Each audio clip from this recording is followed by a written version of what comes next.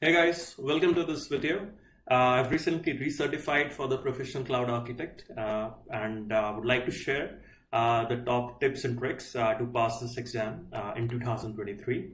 So this is a really interesting exam in total and one of the best challenging exam that I have seen across all the cloud providers.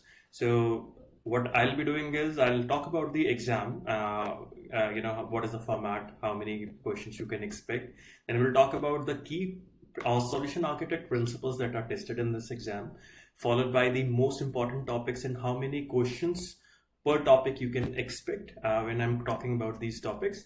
And in the last, I'll be talking about the preparation sources. I'll keep this list quite concise so that it is very much pragmatic for you to prepare. Won't give you a long list of sources to prepare from. Right? Let's get started. So this is a 2 hours, lengthy exam, and in my experience, it doesn't take more than 90 minutes to complete it if you have a decent preparation. Then the format itself has 50 to 55 MCQ questions, followed by some of those questions might be multiple select, where you would be asked to select multiple correct answers. You can expect 3 to 4 such questions. Then in terms of the case studies, these are already known to us. The case studies are already available on Google Cloud website for the PC exam preparation. So out of 4 available case studies, you can find 2 in your exam. And why I have highlighted the term Earth, because this is something which for sure is there in most of the exams across different candidates that I have experienced. So it is Mount Kirk Games, Terram Earth, EHR Healthcare, and HRL, which is the Helicopter Racing League. These are the 4 studies which you can very well go through before your exam, so that you don't have to spend time during the overall exam, and you can directly start answering the questions, right? Then if we talk about the key solution architect principles that are tested, these are scalability and elasticity. Make sure that your solutions are scalable. High availability and redundancy, to make sure that we are reducing or making sure there are no single point of failure and it is a highly available solution. Security is another aspect where the solution should be secure enough.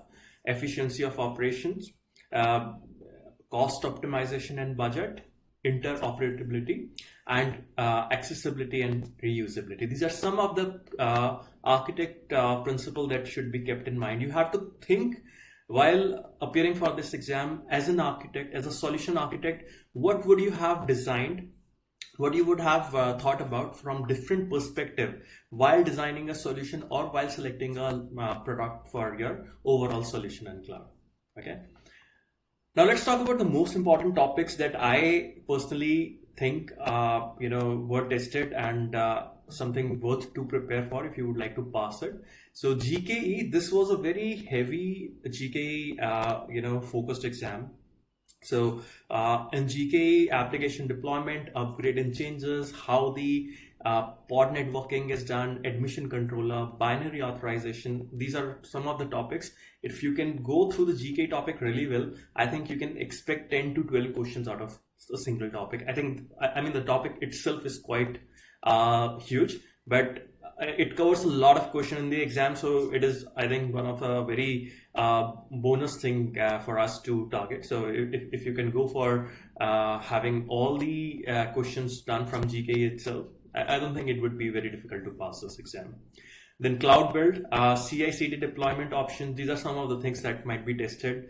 Cloud storage, again, questions are pretty simple. All you need to know is the overall concept for object lifecycle, comparison with BigQuery for warehousing needs, as well as cost optimization. Then, site-to-site connectivity is another topic where you can find a couple of questions, especially between interconnect and VPN, as well as the comparison either for the bandwidth, if the available bandwidth for VPN is enough for the solution, or you would like to go for interconnect, or there might be a comparison of cost. These are some of the things. Then load balancers. There are so many load balancers in GCP. You need to make sure that you know all of them. So you can expect 2 questions from this topic as well.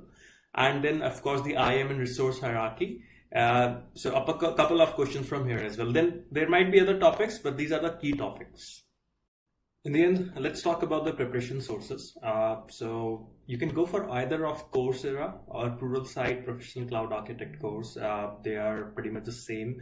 And from the Google Cloud, content development team themselves. So quite great content, and it would fulfill whatever is required for this exam. Second, I would like to point you to the PCA study guide by Dan Sullivan. One of the best and concise notes. I mean, just talking about the summarization of each topic and would give you a really good preparation once you are done with your course and you have to revise or just brush up your skills. I think one of the best sources available out there.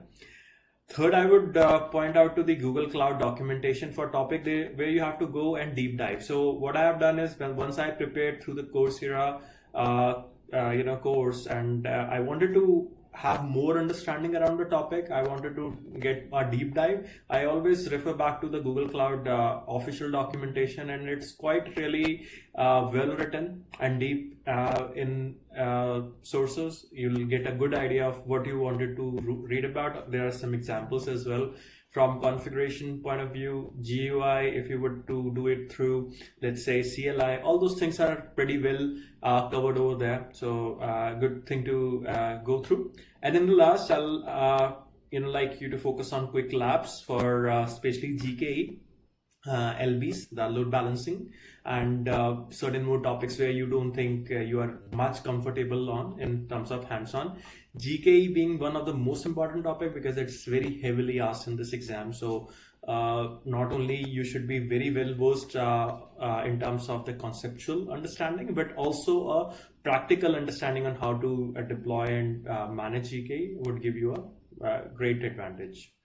So these were some of the tips and tricks I wanted to share. A few more that I want you to focus on is this exam, always try to keep or select the native services on Google Cloud. So there might be some question where you would be given options to select from various services. Some of those services or products might be third party. Try to keep your answers toward the native Google Cloud services because those are more optimized and mostly often prove out to be the correct options.